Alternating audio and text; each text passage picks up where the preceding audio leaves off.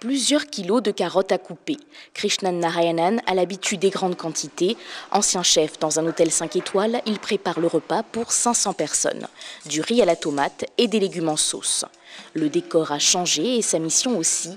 À 29 ans, il nourrit bénévolement les handicapés mentaux qui vivent dans les rues de Madurai, dans le sud de l'Inde. Sa vie a basculé il y a 9 ans alors qu'il s'apprêtait à rejoindre un hôtel prestigieux en Suisse.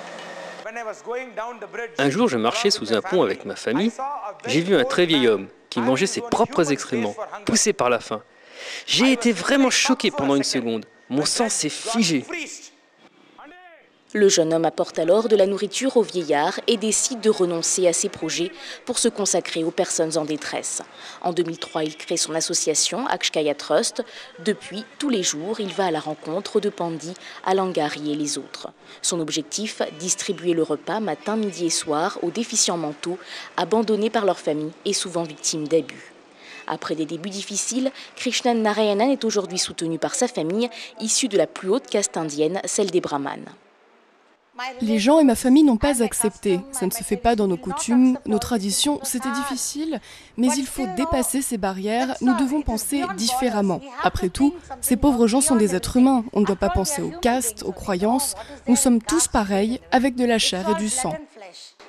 Pour certains experts, Krishnan Narayanan fait partie de cette nouvelle génération d'Indiens qui abandonnent expatriation et avenir meilleur pour mettre leurs compétences au service de leur ville et village natal.